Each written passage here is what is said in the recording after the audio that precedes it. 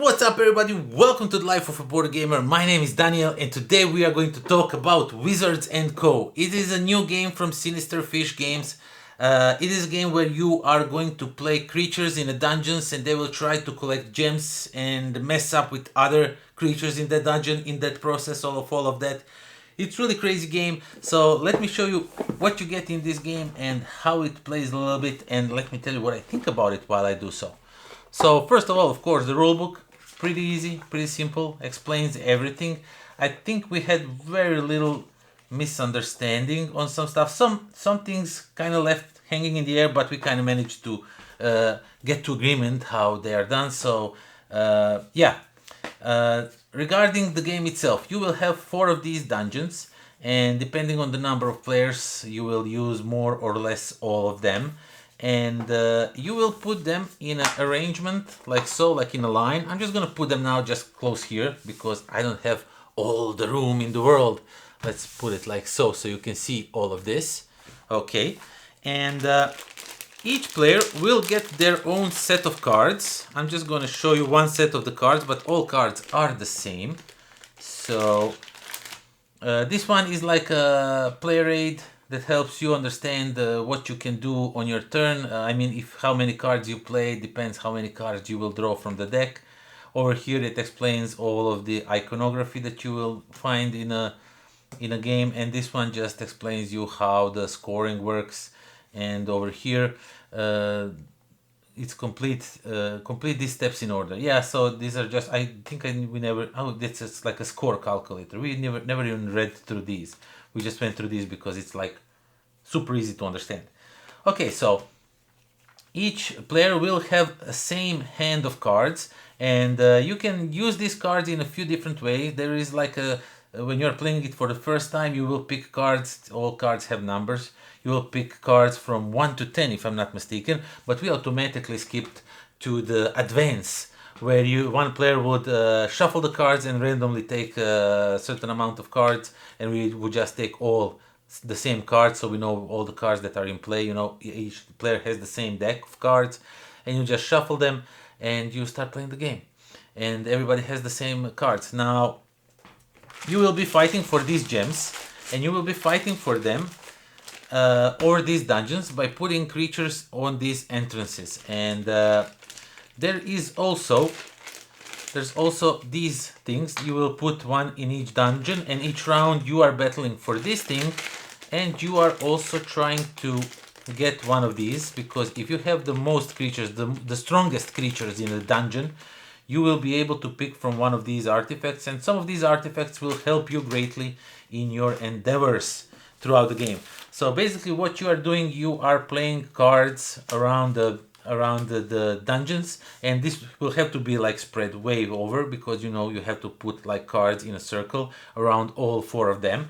And the thing is, as you are playing these cards, and I just need just this little reminder because this is like super helpful stuff. This is really helpful.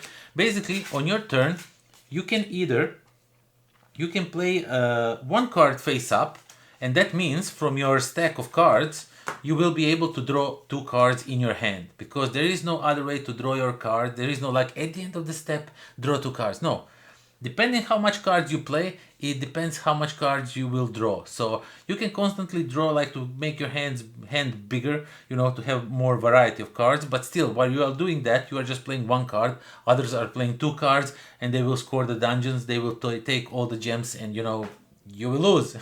So yeah, you can either play 1 card face up, reveal to everybody what you played, and they don't activate until every entrance in the dungeon is filled with cards. And entrances are wherever you see those steps. Those are entrances. So some of them will bring you gems if the card stays. Some of them will give you nothing, but you still need to play it, you know, to have like the most monsters in a dungeon, so you can claim some of these tiles. And you can you can play 1 card face up, or you can play 1 card face down, and don't tell anybody, you know, the people don't know what you played. And now you only draw 1 card, not 2 cards, but just 1 card. Or you can even play 2 cards. One of them has to be face up if you decide. So you can play both of them face up. You can play just one of them face up. And If you play 2 cards, you will still draw 1 more card. Or if you play 2 cards in different dungeons, for example, so you play 1 card over here, and you play, let's say, for example, 1 card over here, then you draw nothing because you like spreading yourself. You know, you are when you really want to be in all of the dungeons. So first few turns, you will definitely want to play like 1 card to get some more cards in your head, but then you just go face down, face up. And basically, once all of the entrances are full and we have some visitors for I don't know what time. So this is my little son. Dođi. Ćeš im reći bok. Bok. Eto, mahao si im. Šta si došao? Ha? Ideš? Snimio sam karo. Dobro, ajde sad zatvori vrata.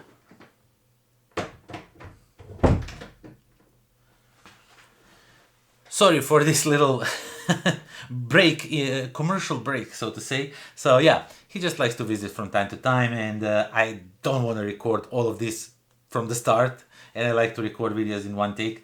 So yeah, as I was saying, and then you will start playing your cards. You want to be in all of the dungeons, and you score the dungeon only when each entrance is full. When each entrance has a card on it, you will score it, and you will take those gems. And by the end of the game, you want to have as many different gems as possible because the sets are what counts. And each of the creatures, of course, I didn't mention it, but it's understandable. Each of the creatures has their own special ability that does something, you know, break the rules in certain way or attacks certain creatures, stuff like that. So this game basically reminds me of Smash Up, but way, way better. Now, Smash Up is a good game for 2 players, but if you play it in more than 2 players, it just gets too much convoluted. Now this moves this moves that, and all of those. So this is Smash Up, but in 4 players, and it works good. So that's what I like about this one, because I really liked Smash Up at first when I started playing board games and all that. I kind of was really hooked up on Smash Up. But after some time, you realize that that game only plays well in 2 players. Everything beyond that is just nonsense that lasts for hours and hours. This you can easily play in 1 hour and be done with it. And the cool thing is, once the dungeon is scored, I forgot to mention, it is flipped on the other side. It has different types of entrances, it has different types of gems. So, and the scoring works really cool because there is in each dungeon there's this statue, and the cards will activate in from statue, then in a clockwise order. You will go for each creature and activate them, so you can kind of guess what you can do. You know, you can put the creature that destroys bigger creature later in the turn, you know, so you can put your creature first and then be secure that no big creatures can be put later in the turn, because now they will be destroyed. And then you can like manipulate stuff, you can move creatures around, you can do all kinds of different shenanigans. And this game is fun from the first to the last turn. I really enjoyed each and every turn of this game, and constantly looking at these abilities. Each dungeon will have different ability. And there's way more of these than you need, so each game will feel very different. Different abilities will show up at different times and give you different things, you know. Just the deck of cards, if you just shuffle it, take random cards from it, so each game will be a little bit different, because you don't have to have the same 10 cards in your deck. You have to have different cards. You can also get some of these cool dragons that don't have numbers. They are actually have, let me just find them. So these, like a void spider, and he takes a cursed gem, but he's a strength 7, which is really cool. And strength 7 is a lot in this game. I think the biggest creature is 8, if I'm not mistaken. But then you take a cursed gem, you know, stuff like that. Yeah, the Titan is 6, and Titan is really cool, and he's a 6. So you have a creature that's strength 7, but you have to take a cursed gem. And of course, cursed gems is something that you don't really want by the end of the game.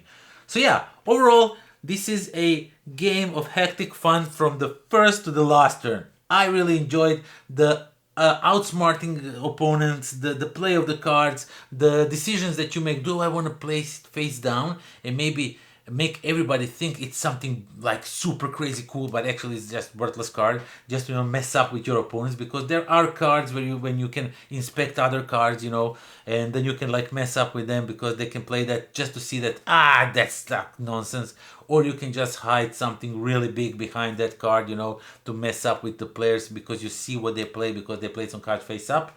let's say, for example, they play like that big giant, and you play your card face down that destroys that giant. And now they're thinking, is it or is he bluffing?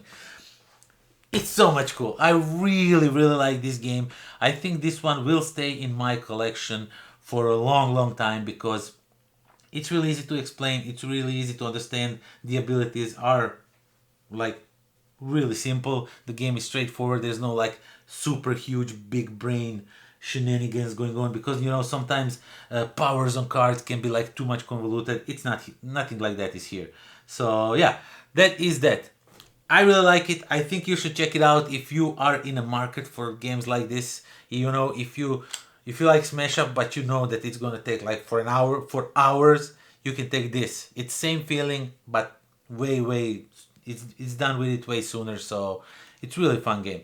So yeah, that is that. Thank you all for watching. Thank you for subscribing, for spending time with me, supporting me on Patreon and all of that. And if you are not, please do consider it. Helps me out a lot to bring some new equipment, bring some new stuff, to make better videos for you. So that is that. Thank you all for watching, and until next time. Pozdrav.